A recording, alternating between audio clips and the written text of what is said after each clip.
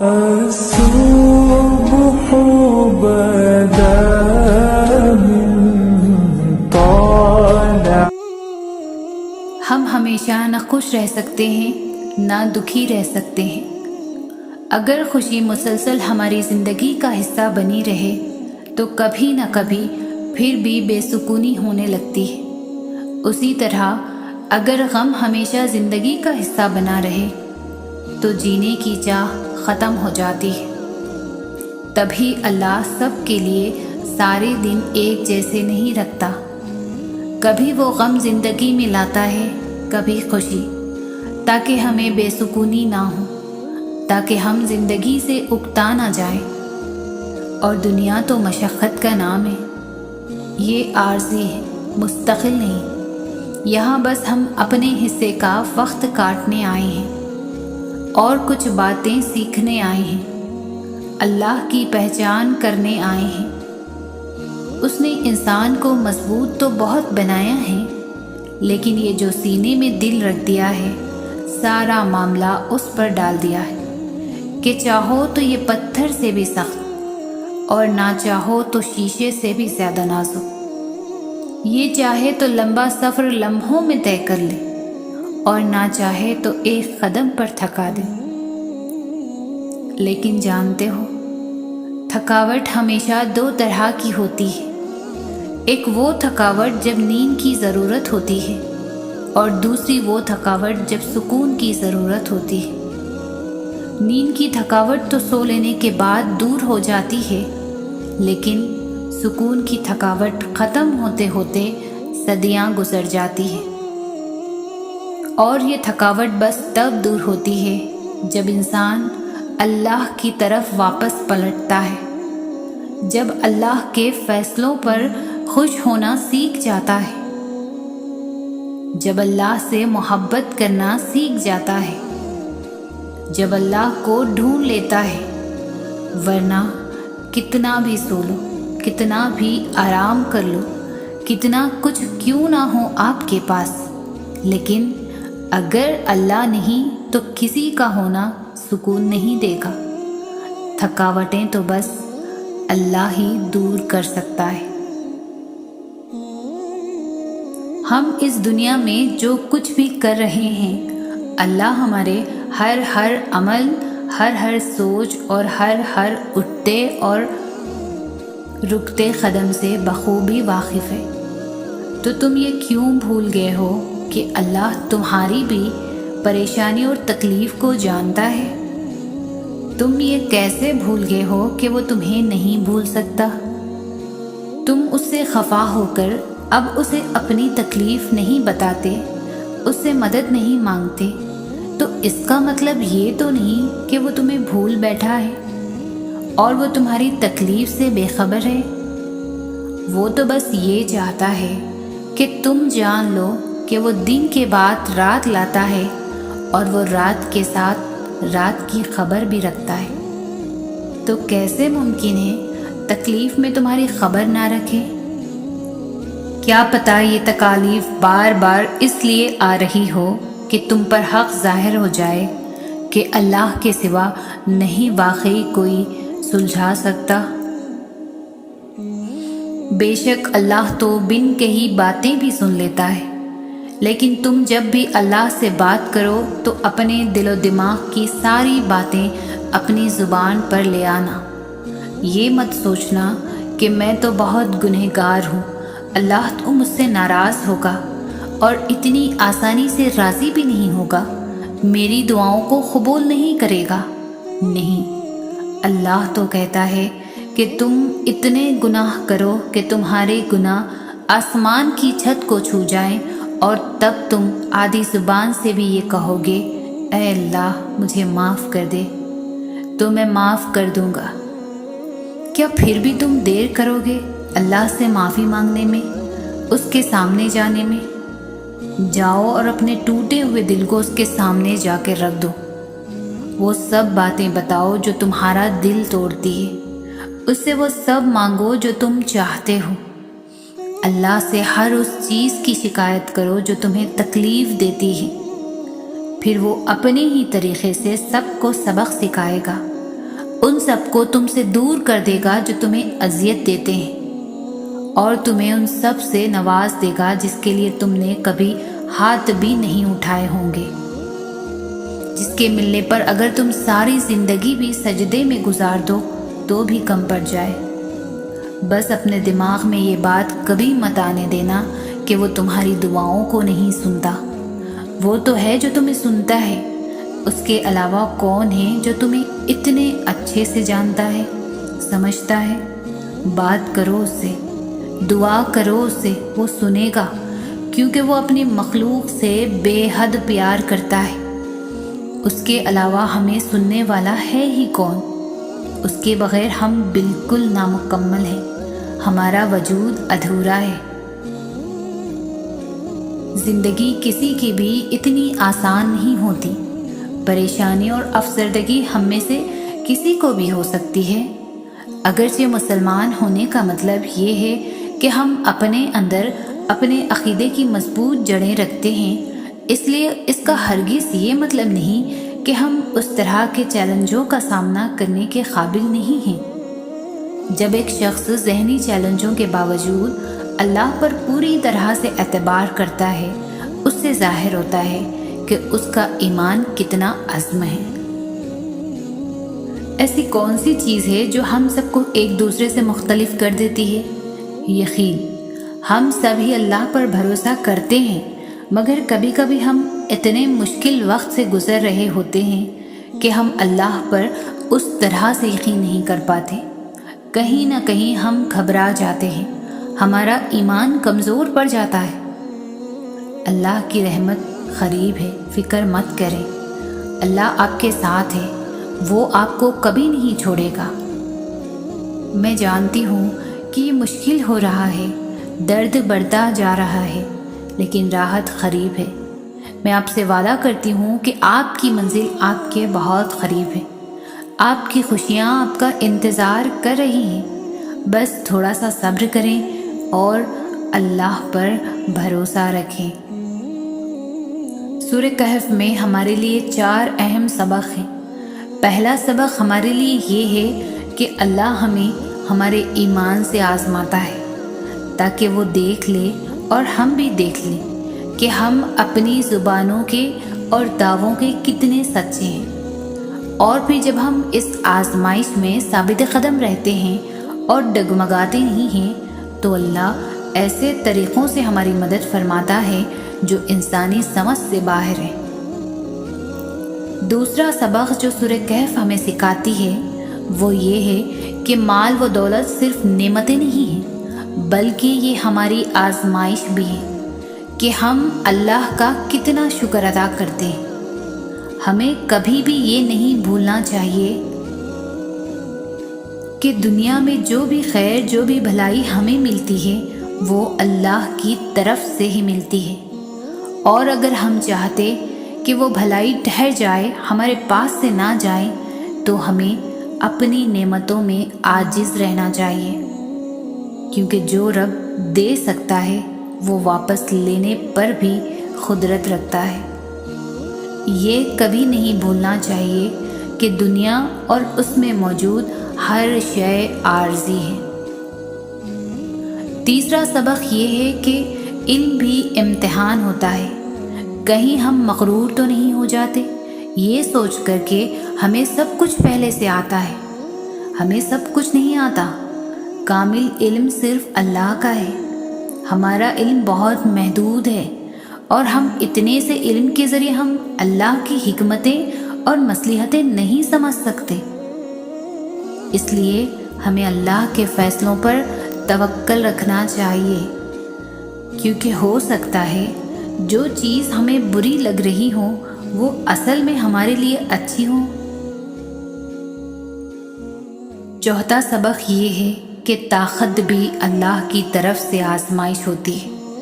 وہ جس انسان کو طاقت دیتا ہے وہ اس انسان کو اس بات پر آزماتا ہے کہ وہ اس طاقت کو انصاف کے لیے استعمال کرتا ہے یا پھر کمزور کو کچلنے کے لیے استعمال کرتا ہے۔ نیز ہر شے ہمارا امتحان ہے۔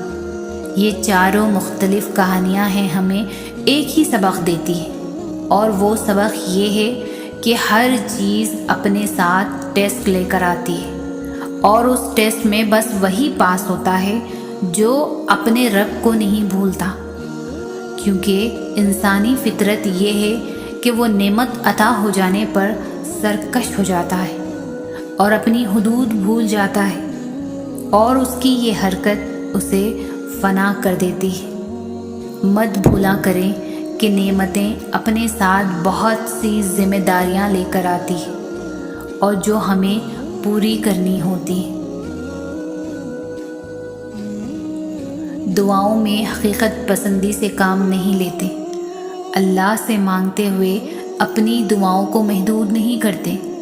جب اس بادشاہ سے مانگتے ہیں تو کھل کر مانگتے ہیں، پھر ممکن یا ناممکن نہیں دیکھتے، پھر یہ نہیں سوچتے کہ آپ کی دعاؤں اور آپ کے درمیان کتنے بلند پہاڑ رکاوٹ بن کر کھڑے ہیں، یا پھر کتنے میلوں کے فاصلے ہیں، یا پھر کتنی کھائیاں عبور کرنی ابھی باقی ہیں۔ نہیں، جب توکل کرتے ہیں تو پھر یہ سب نہیں دیکھتے، پھر بس اسباب بنانے والے کی طرف دیکھتے ہیں اور اس کی شان اور اس کی قدرتوں کو ذہن میں رکھ کر اس سے التجا کرتے ہیں۔ جب اللہ سے امیدیں جوڑتے ہیں تو پھر ٹوٹنے کا خوف نہیں رکھتے، کیونکہ آپ کے اور آپ کی دعاؤں کے درمیان سارا معاملہ بس ایک حکم کا ہے، کن ہو جا فیکن، تو وہ ہو جاتی ہے۔ دیکھو، جب یقین پختہ ہوگا نا اپنی دعاؤں پر اور دعاؤں کو قبول کرنے والے پر، تو کبھی آپ شک و شبہ کا شکار نہ ہوں، کبھی آپ کسی سے سوال نہ کریں کہ ہماری دعا قبول کب ہوگی۔ اللہ پر یقین رکھنے والوں کو اپنی مانگی ہوئی دعاؤں پر بہت یقین ہوتا ہے، کیونکہ ان کا یقین دعا کا اختیار دینے والے پر پختہ ہوتا ہے۔ دیکھو، اللہ نے چاہا جبھی تو ہمارے ہاتھ اس کی بارگاہ میں اٹھے ہیں نا، تو یقین بھی رکھیں اپنی دعاؤں پر، یقین والوں کی دعائیں کبھی بھی رد نہیں ہوتی۔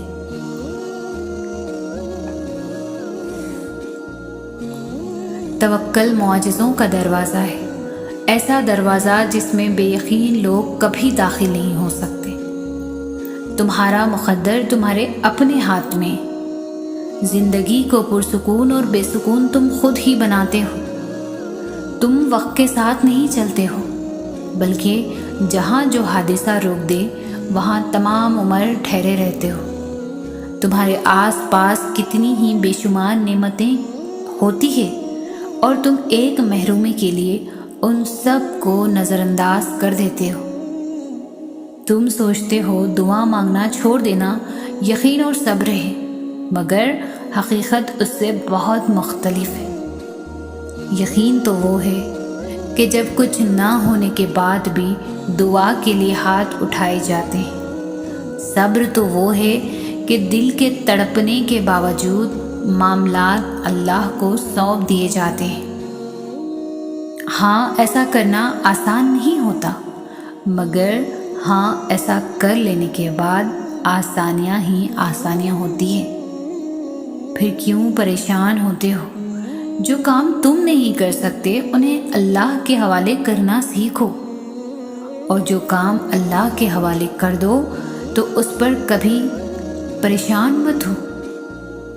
ہاں، دعا ضرور مانگو، مگر نصیب سے مت لڑو، نعمتوں کو مت ٹھکراؤ، دعاؤں کی بے ادبی مت کرو یہ کہہ کر کہ دعائیں قبول نہیں ہوں گی، کیونکہ دعائیں ہمیشہ قبول ہوتی ہیں، اور وہ تو اتنا رحیم ہے کہ کافر کا سوال بھی رد نہیں کرتا۔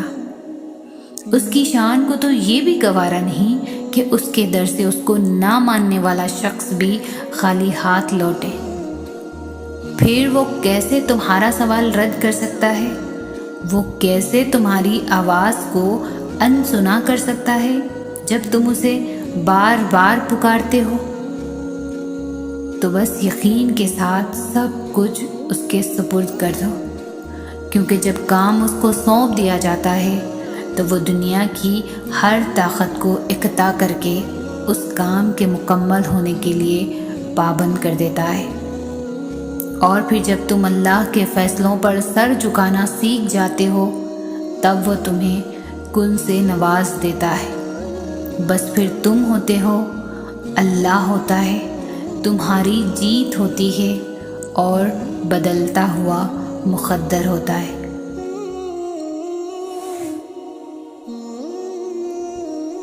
ہمیشہ مجھ سے یہ سوال پوچھا جاتا ہے کہ وہ من پسند چیز پر کن کیوں نہیں کہتا۔ ہم انسان ہیں نا، اس لیے یہ بات کبھی نہیں سمجھ سکتے کہ اس ایک لفظ کن کی کیا اہمیت ہے۔ یہ وہ لفظ ہے جس پر پوری کائنات بنا دی گئی اور ختم بھی اسی لفظ پر کر دی جائے گی۔ سو اس لفظ کو کیا ایسے ہی کہہ دیا جائے؟ نہیں، وہ کن تب کہتا ہے جب اپنے بندے کے لیے بہترین کا وسیلہ بنا دیتا ہے۔ اور کبھی کبھار وہ چاہتا ہے کہ میرا بندہ میرے لیے صبر کرے۔ کیا اس کا حق نہیں کہ اس سے محبت جتائی جائے؟ کیا اس کا حق نہیں کہ اس کے لیے تھوڑا سا انتظار کر لیا جائے؟ اور ایسا تو ہو ہی نہیں سکتا کہ جو خواہش تمہاری زبان پر ہر دعا میں روا رہتی ہے وہ تمہیں نہ ملے۔ جانتے ہو وہ دعا کی توفیق دیتا ہی تب ہے جب اس نے کن کہنا ہو، ورنہ ہمارے آس پاس کتنے ہی ایسے لوگ ہیں جو دعا بھی نہیں مانگتے، صرف یہ سوچ کر کے خدا نہیں سنتا۔ تو اگر تم اس کے کن کا انتظار کر رہے ہو تو کیسے ممکن ہے کہ کوئی بندہ اس کی بارگاہ میں جائے سسکتے ہوئے اور وہ اسے نہ سنے؟ سو بس انتظار کرو، وہ انتظار کرنے والوں کے لیے ہی معجزے کرتا ہے۔ اللہ پاک نے قرآن میں فرمایا ہے کہ تم مجھے ویسا ہی پاؤ گے جیسا میرا گمان کرو گے۔ ہم سب پڑھتے ہیں لیکن سمجھتے نہیں۔ کیا تم جانتے ہو کہ حضرت موسیٰ علیہ السلام کے پیچھے فوج لگی ہوئی تھی، تب اللہ نے کیوں سمندر کو 2 حصوں میں بانٹ دیا؟ کیا تم جانتے ہو جب حضرت ابراہیم کو آگ میں جانے کا حکم دیا گیا تو اس نے کیوں اس آگ کو ٹھنڈا کر دیا؟ کیا تم جانتے ہو کہ اس نے یوسف کو کیوں کنویں میں بھی پالا؟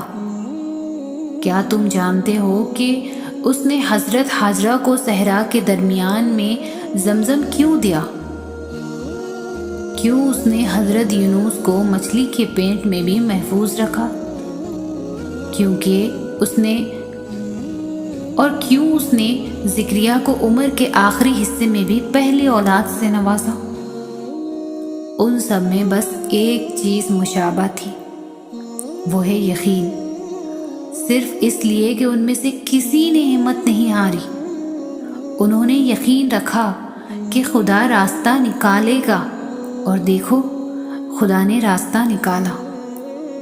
وہ سب اس پر یقین رکھ کر آگے بڑھتے رہے، اور دیکھو اس رب نے بھی انہیں مایوس نہیں کیا۔ اور توکل تو یہی ہے کہ راستہ نہ ہو اور تم کہو اللہ راستہ بنانے والا ہے۔ جب تم اس کا اچھا گمان کرو گے تو تم یقیناً سب اچھا ہی پاؤ گے، اور پھر دیکھو راہیں وہاں سے نکلیں گی جہاں تمہارا وہم و گما بھی نہیں جا سکتا۔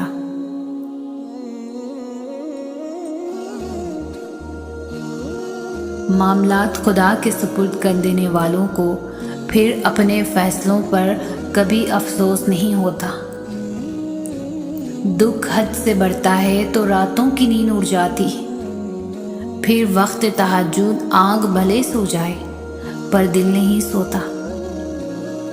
کوئی تو بات ہے جو پس پردہ چھپی ہوئی ہے، ورنہ بلا وجہ تو کوئی بھی شخص سجدے میں گر کر زار زار نہیں روتا۔ نصیب کے بچھڑے اکثر مل جاتے ہیں مگر جو اپنی مرضی سے رخصت ہو جائے وہ پھر کبھی واپس نہیں لوٹا۔ انسان کے دل سے شروع ہوتا ہے بندگی کا ہر راستہ۔ دل دکھانے والوں پر وہ اپنی محبت کا دروازہ نہیں کھولتا۔ خدا کی محبت انسان کو ہر طلب سے پاک کر دیتی ہے، پھر وہ اپنی عبادات کو تسبیح کے دانوں میں نہیں پروتا۔ اس کی رضامندی کے سامنے نصیب بے بس ہو جاتا ہے۔ وہ تو بس کن کہتا ہے، وہ ہونے یا نہ ہونے کا نہیں سوچتا۔ قبولیت کا انداز مختلف ہے بس اس کا، وہ یا تو دل بدل دیتا ہے یا من پسند راہ کھول دیتا ہے۔ وہ معاف کر دیتا ہے، وہ تھام لیتا ہے، وہ عرش تک پہنچ جانے والی دعائیں واپس نہیں موڑتا۔ حیرت ہے جو فیصلے اللہ کے ہاتھ میں ہیں، لوگ ان کے بارے میں بھی کتنے یقین کے ساتھ کہہ دیتے ہیں کہ یہ نہیں ہو سکتا۔ کتنے یقین کے ساتھ لوگ اس کی طاقتوں سے مایوس ہو جاتے ہیں۔ اس کی دسترس میں تو وہ بھی ہے جو تم نے نہ کبھی دیکھا ہوگا اور نہ سنا ہوگا۔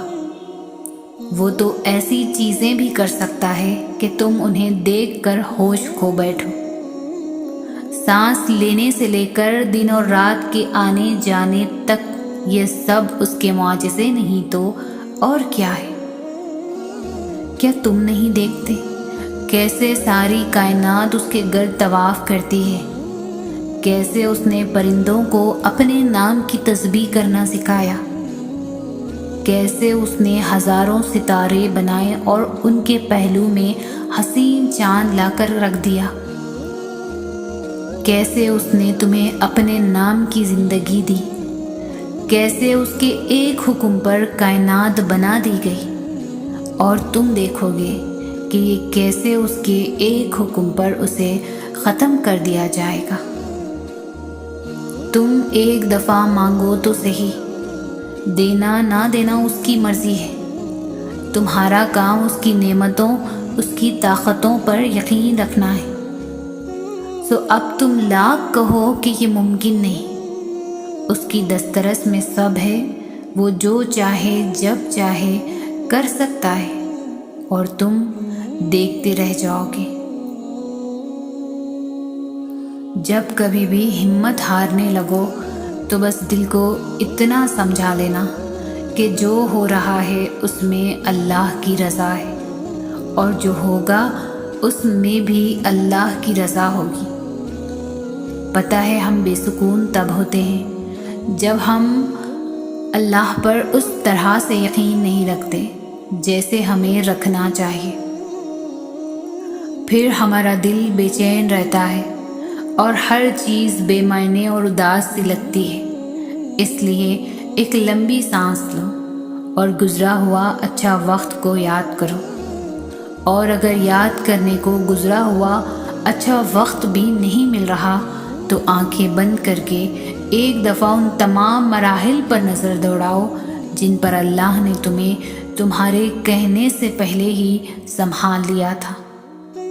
اس کی نعمتیں یاد کرو، اس کی حکمتیں یاد کرو، اس کی طاقتیں یاد کرو، رات کا دن میں اور دن کا رات میں بدلنا یاد کرو، اور آخر میں اس کا وعدہ یاد کرو کہ ہر مشکل کے بعد آسانی ہے، ہر اندھیری رات کے بعد چمکتا ہوا سویرا ہے، اور اسے اپنے قریب محسوس کرو۔ بھول جاؤ کہ کوئی شاہ رگ کا بھی فاصلہ ہے، بس بے ساختہ ہونٹوں پر اس کا نام طاری کر لو، پھر دیکھنا یہ شاہ رگ کا فاصلہ بھی ختم ہو جائے گا، اور کیسے وہ سکون بن کر تم میں سما جائے گا۔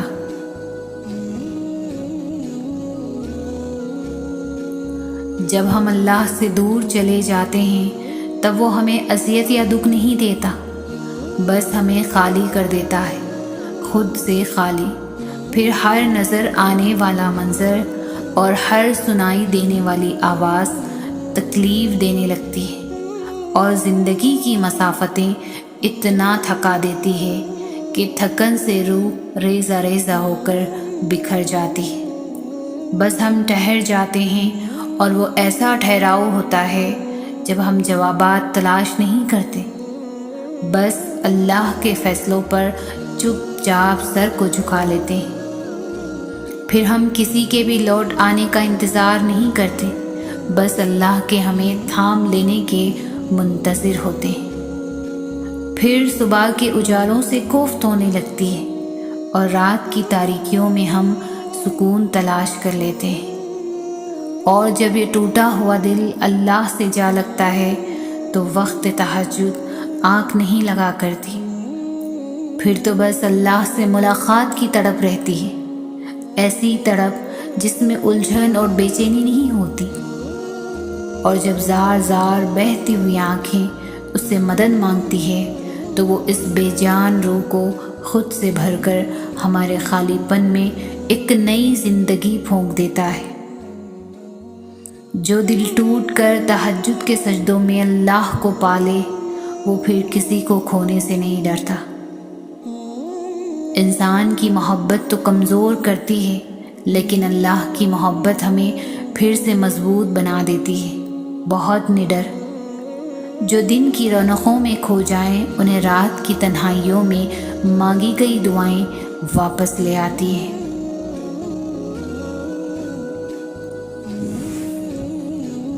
ہم سمجھتے ہیں کہ اللہ ہمیں نہیں سن رہا، ہمارے ساتھ ہوئی زیادتی کو دیکھ نہیں رہا، حالانکہ اسے تو پل پل کی خبر ہے۔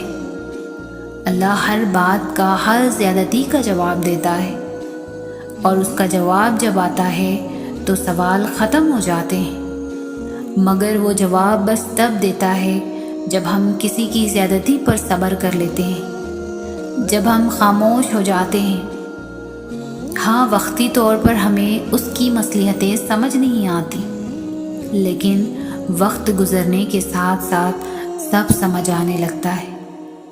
وہ نہ سمجھ میں آ سکتا ہے اور نہ تصور میں لایا جا سکتا ہے۔ اس کی رحمتیں، اس کا غضب اس کی پہچان ہے، اور سب سے بڑھ کر یہ کہ اس کی محبت کی کوئی مثال نہیں۔ اس کی محبت اس پھول کی خوشبو کی طرح ہے جسے دیکھا نہیں جا سکتا، بس محسوس کیا جا سکتا ہے، اور جب اسے محسوس کرنے لگو تو ساری الجھنیں سلجھنے لگیں گی۔ اور یاد رکھو، تم اسے بھول بھی جاؤ نا، وہ تمہیں تب بھی نہیں بھولتا۔ قرآن میں اس رب کی باتیں پڑھو تو عقل دنگ رہ جاتی ہے کہ یا اللہ اتنی محبت مجھ سے، یا اللہ میں اس قابل نہیں۔ اور بے شک جب وہ راضی ہو جاتا ہے تو ساری کائنات جھولی میں لا کر رکھ دیتا ہے۔ اللہ تم سے بہت محبت کرتا ہے، وہ تمہیں ہر اس لمحے میں سنتا ہے جب تمہیں خود بھی تمہاری آواز نہیں سنائی دیتی۔ تم اسے دیکھ نہیں سکتے مگر وہ تمہیں دیکھ سکتا ہے، تمہیں وہ جانتا ہے، تمہیں پریشانی ہے وہ جانتا ہے، تمہارے کرب کو، تو پھر تم اس کے سننے پر شک کیوں کرتے ہو؟ کیوں دل میں یہ وسوسے لاتے ہو کہ اللہ تمہیں نہیں دیکھ رہا؟ جو چیز تمہیں اللہ کے سوا کوئی نہیں دے سکتا اسے انسان سے کیوں مانگتے ہو؟ جس یقین کا حقدار اللہ کے سوا کوئی نہیں، وہ یقین انسان پر کیوں رکھتے ہو؟ میں نے تو کبھی سوچا ہی نہیں تھا کہ صبر کا صلہ اتنا خوبصورت بھی ہو سکتا ہے کہ بدلے میں صلہ دینے والا ہی مل جائے۔ مجھے تو کبھی ایسا گمان ہی نہیں ہوا تھا کہ سب کچھ کھو کر بھی مجھے سب کچھ مل جانا ہے۔ عجیب پہلی ہے نا، زندگی کبھی جیت کر انسان ہار جاتا ہے اور کبھی ہار کر جیت جاتا ہے۔ مجھے لگتا تھا کہ جیت جانے کا مطلب اپنی من پسند چیز حاصل کر لینا ہے، مگر اب مجھے سمجھ آئی کہ اپنی من پسند چیز ہار کر اللہ کو پا لینا ہی اصل جیت ہے۔ تبھی تو ہر جیت پرسکون نہیں ہوتی اور ہر ہار بے سکون نہیں ہوتی۔ یہ بات سمجھنے میں بہت دیر لگی مجھے کہ اللہ کی محبت کے سوا ہر محبت آزمائش ہے، اس کی محبت کے سوا ہر محبت بس خود غرض ہے۔